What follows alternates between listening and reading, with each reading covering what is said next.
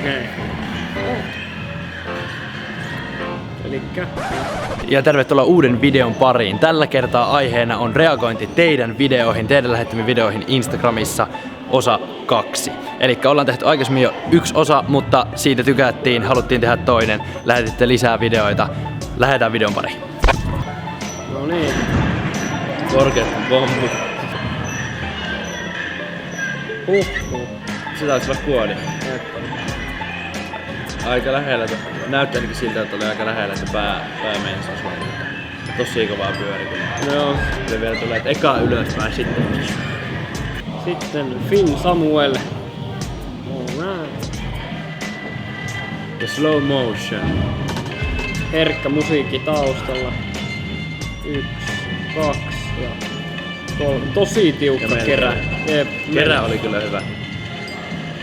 Sen mitä sanoisin, varmaan kädet vois olla enemmän mukana. Et lähti aika heti tähän kerään, että jos saisit heitettyä enemmän ne ylös siinä alussa, niin vois lähteä pyöriin nopeammin. Seuraavaa. CC Flips.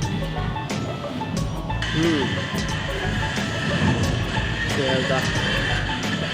Flip. Kuori. Mä en oo tehnyt edes monttuja ikinä, onko sä?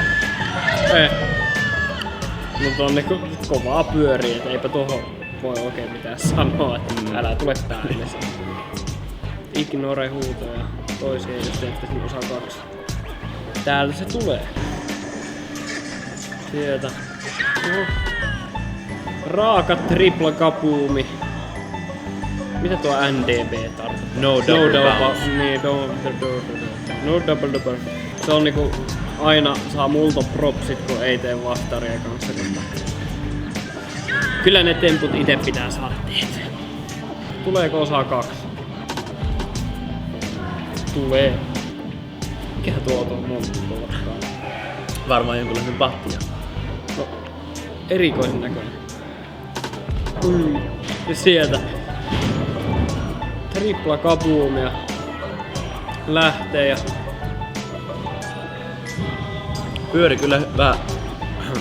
Pyöri kyllä hyvin, mutta näytti ehkä vähän siltä, että et hyppinyt niin korkealle kuin pystyisit. Vähän korkeammat pomput vois olla, niin ei tulisi tolleen... Taisi vähän pää kumminkin osua tossa. Mun mielestä tuo kaveri tuolla niin teki ihan niin hyvin heitti ton patjan sulle, että ei sitä tarvit kurkipotkulla tyrmätä tuolta lähtee. Sitten siellä toinen kaveri heittää tommosen ranta-asennon taustalla tyylikkäästi. Että joo, sitä ei kyllä alussa. Tää on kyllä tää on klippinä kyllä tosi hyvä.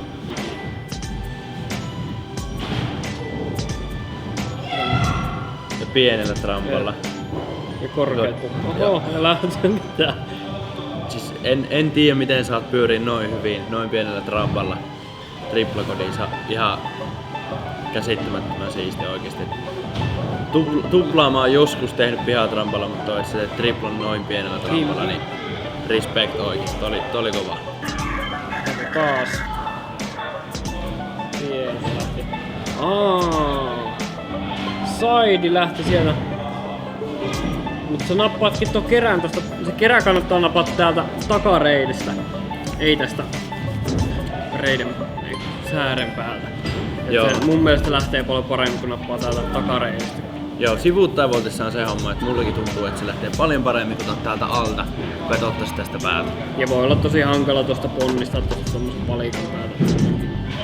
Miten pyörii paremmin? No, mun mielestä tuo pyörii ihan jees.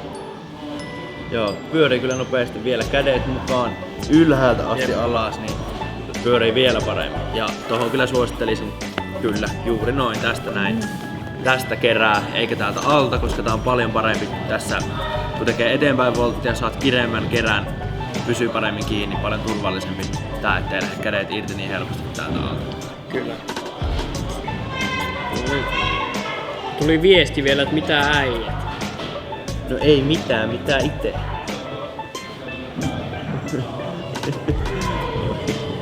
Rike Flips. Teette hyviä videoita. Kiitos. Thanks bro. Miksei mitään tapahtuu? Sulla on huono puhelin. Niin todennäköisesti. Instagram lopetti toimintansa. No jos nyt toimis. Sieltä on 1, katosko 3. Tossa on linkki mun trikkivideolle. Pistä äänet päälle, niin näet editin. Alright, let's do this. Oho, tässä on vähän taiteellista näkemystä. Joo.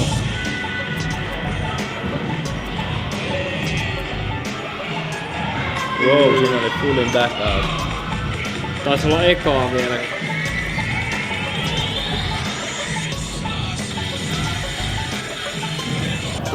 Tosi kova, oli vielä kovempaa pomppua ja suosittelen, että harjoittelee vielä sitä varmuutta tuohon temppuun esimerkiksi vielä trampolinparkissa vaahtomuovi mereen voi turvallisesti sinne harjoitella. Nimittäin toi näytti siltä, että on ehkä ensimmäisiä kertoja, mutta kumminkin siltä, että vielä vähän korkeutta pitäisi saa enemmän, niin saa turvallisesti tehtyä sen silleen, ettei vaan osu sitten pää tai satu mitenkään muuten tossa tempussa. Näinpä.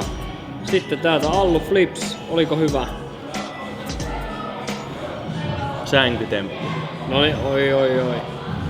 Oli se kyllä hyvä, joo. Meidän ikäisillä ei ehkä kestä sängyt, jos me mennään hyppiin tuohon meidän sängyille, mutta myönnän, on joskus tehnyt tekin backerissa. Mutta tässä pystyt koittaa parantaa ottamalla oikeesti semmonen tosi tiukan kerään, pyörähtää vielä nopeampaa.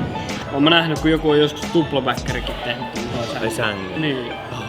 Siis mä en muista, se on joku semmonen tosi crazy tramppapoika, jolla ei oo ollut mitään niinku trampoliinia, se tekee patjojen päällä just sitä tuplaa koodia ja... Eikö oo? Joo. Niin suoraan reunapatjalla. Ei kuulosta hyvältä. Siellä taas ollaan pienellä trampoliinilla. Oi. Ai, tais pää osuu tohon patjaan. No onneksi ei käynyt pahemmin, jos voinut. Mutta siis tosi tommosella pienellä trampolla ja lähit just pikkasen vetää tolleen sisäänpäin sitä. Ja aina varovasti koittakaa tehdä oikeesti. Varsinkin jos ekoja kertoja teette temppua, et oo ihan 100 varmoja siitä, niin älkää tehkö noin pienellä trampolla. Et mieluiten johonkin pehmeälle alustalle, mieluiten ei edes trampon päällä. Ja jos trampon päällä, niin silloin on hyvä olla esimerkiksi varmistuspatjaa tai sit vaan niinku yleisesti isompaa tramppaa, niin ei sitten on niin iso riski, että lennät sinne patjan päälle. Vois voinut tykätä tietysti jokaista näistä videoista, mikä on reagoinut. Nice. Tää oli ihan kovaalla backeri. Backi hallussa. Nice. Jos tähän pitää jotain kommentoida, niin kameraa pikkasen ylös. Pyörimään. Se oli nopeakin. Oli. Siinä kädet käy tuolla. On vähän paha sanoa, että onko tuo semmonen trampolin, mikä on pikkasen silleen pinoissa, eikö ole? Näyttää. Tuonne monttuun.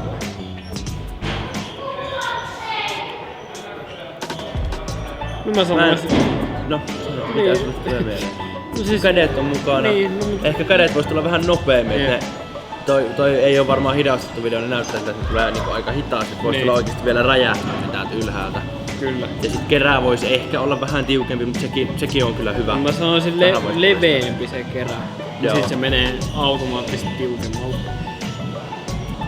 No katsotaan, pyöriikö kovaa.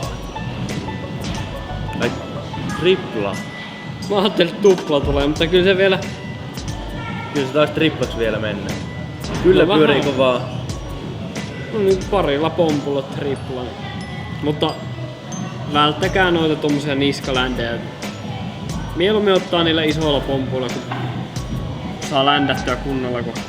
Koska tosta näkee kyllä selvästi, että jos sä otat isot pomput, niin varmasti saat triplan. Niin sit tommoset one bounce triplat sun muuten on vähän riskejä silleen, että just ettei vaan sille niskoille käy mitään.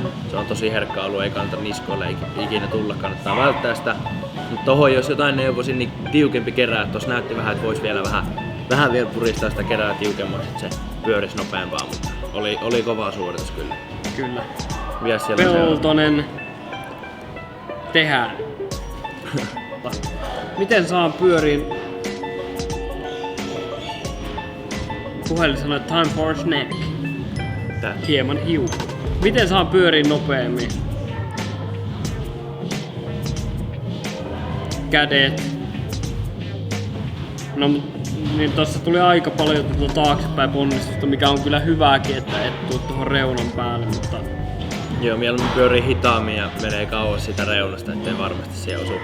Mut just sanoit kädet, niin ne lähtee alussa hyvin käy täällä, mutta sitten ne vähän niinku jää tähän ja otat vasta kerää. Tai otat heti kerää melkein kiinni, et sit kun saisit tänne ylös heitettyä ja lähtisit sit pyörimään ja siitä kerää kiinni, niin pyöris varmasti nopeammin. Tämä video ei ole saatavilla.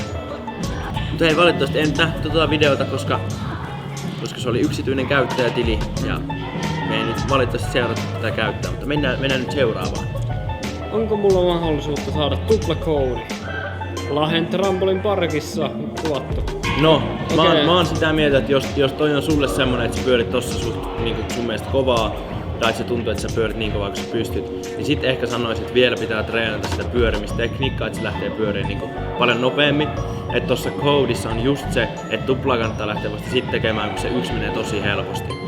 Et jos susta tuntuu silleen, että välillä lähtee pyöriin ja välillä se ei pyöri yhtään mihinkään, niin en suosittele tekemään, ettei ota mitään turhia riskejä, ettei tuu loukkaantumisia.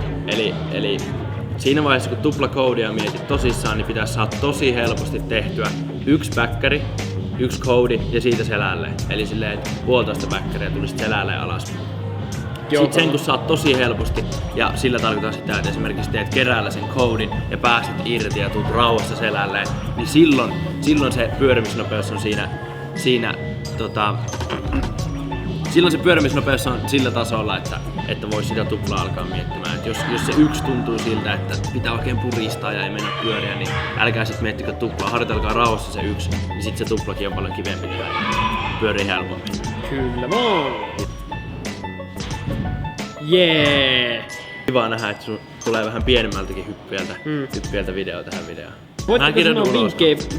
Ole hiljaa. Voitteko sanoa vinkkejä backiin maalla? No tässä helpottaisi, jos sä olet laittanut videoklipin esimerkiksi sun backkäristä. Mäpäs kirjoitan sitä. Kohtaisemmin, mutta jos tehdään vaikka silleen, että tossa trampalla näytät Tainalle semmoset niinku tiivistetyt vinkit backkäristä maalla, niin sit kun jos Taina katsoo tätä videoa, niin näkee siitä myös sitten ihan visuaaliset vinkit siihen, että miten sitä voisi parantaa. Tehdään näin. Yes.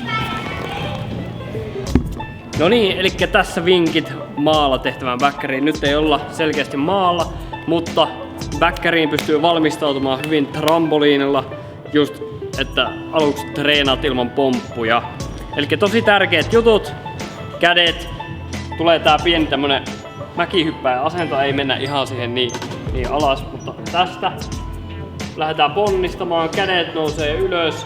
Siinä kohtaa kädet on tässä kohtaa, vedetään polvet ylös ja napataan kerää kiinni. Sitten se lähtee pyörimään mahdollisimman nopeasti, eli ei lähdetä nojaamaan taaksepäin, vaan näin. Nyt näytän esimerkin.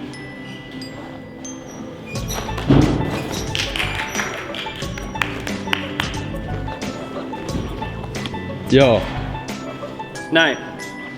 Mutta okei, jos haluatte nähdä kolmannen osaa, reagoidaan teidän temppuihin, niin laittakaa kommenttia alapuolelle, tykätkää videosta, tilatkaa kanava ja pistäkää meille Instagramissa tulemaan direktiin videoita, feilejä, temppuja.